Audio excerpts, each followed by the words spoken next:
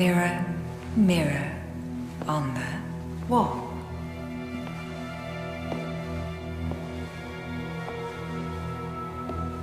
Who is the fairest of them all? Run, beautiful girl, run! You gotta run, Snowwhite.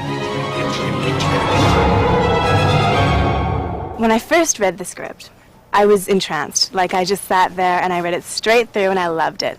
And she's written it in a way that you can totally picture everything. And the fact that it's coming to life right now is just amazing. But what is this story about? What is the basic thing behind it?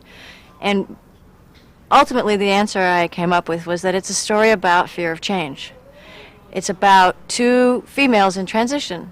Snowwhite is in the process of growing up and becoming a woman, and she's afraid of it. And the queen is in the process of growing older, and she's afraid of it. So you take two people at those very important moments in their lives, and you see what happens. I'm the fairest of them all. I'm the fairest. You lied. The fairest of them. You're dead. A carcass on the forest floor. Food for wolves. I'm the fairest. You hear me? Of them all. Dad! Fairest of them all. I'm the fairest of them all. I'm the fairest of them all. I think this is much more in keeping with the original written story in its darkness, you know, but there will be frightening elements, as there always are. It's too tight. I can't breathe.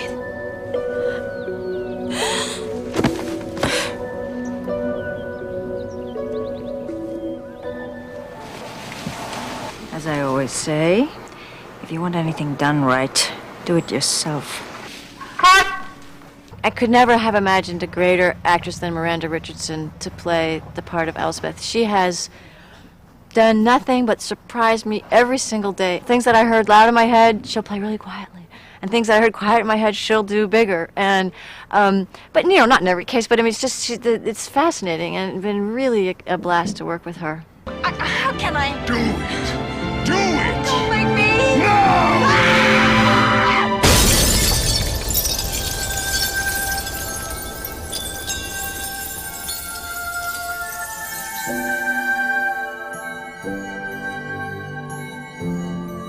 Any sign of him? No, not a speck of violet anywhere. I named them after the days of the week: Sunday, Monday, Tuesday, Wednesday, Thursday, Friday, Saturday. We're not the Disney model that we're all familiar with.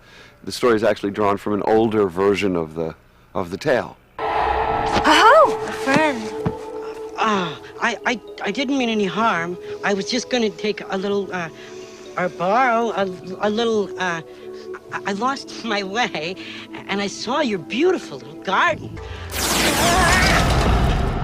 Monday is pretty much the, kind of like the Halston of the group. Tuesday is full of grace. I had to think, I had to do a little poem. Kettle's been brewing all day. No horse? Now I'm gonna have to walk all the way home. Cry, baby. I can't believe it. I can't believe it. I give up. Things just get worse and worse and worse. Well, Wednesday's child is full of woe. I play dim-witted Thursday. I play Friday, and I'm supposed to be kind of like the crybaby of the group.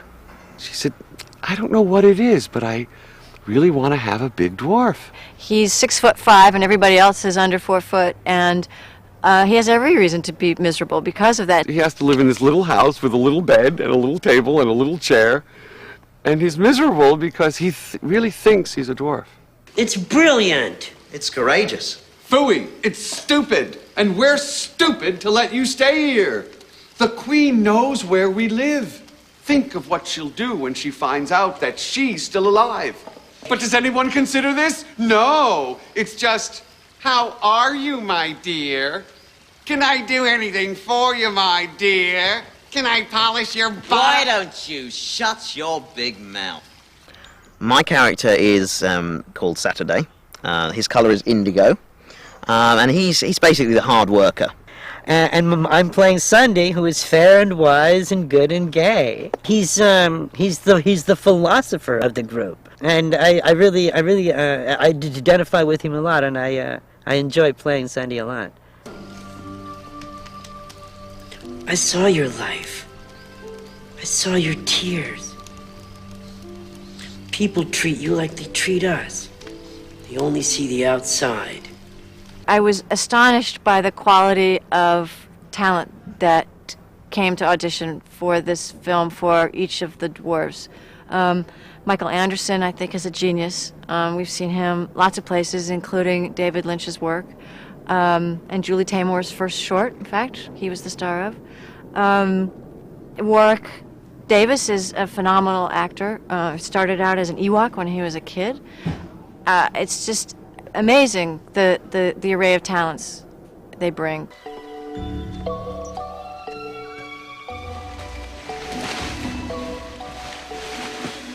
I cast each one according to the rhyme that fit his character.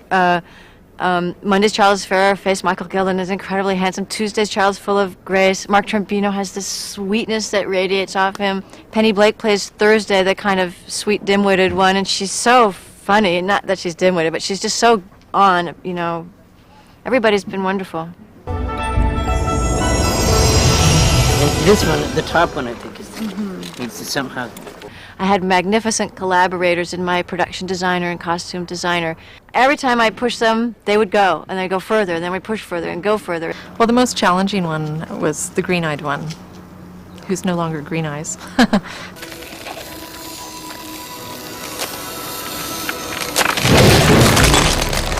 His costume was, because he's part creature and part human, it was a whole meld of different ideas. So his was actually very tricky to come up with a concept that didn't look too much like a cliche and would work with the story.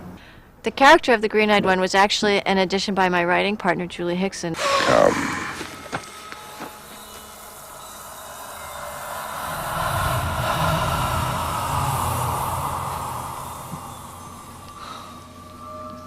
Oh, you've always been cruel.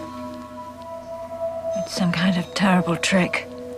It's no trick. And there's a tradition in medieval literature of what's called the genius of the piece. The word genie comes from the same derivation. It's the sort of, it's the motivating factor. Look at you. If it's true, if it's really true, how can I ever thank you? There's no need. Just be happy. You know, he really is a genuinely moral being. He tries to set a story in motion that's a good story. And people don't always do good things when good things are given to them, and so it kind of made more vivid what Elsbeth did with the gift she was given. Cursed from the start, a chance at a new life, which she grabs, and then does not deal with it in the way that she should.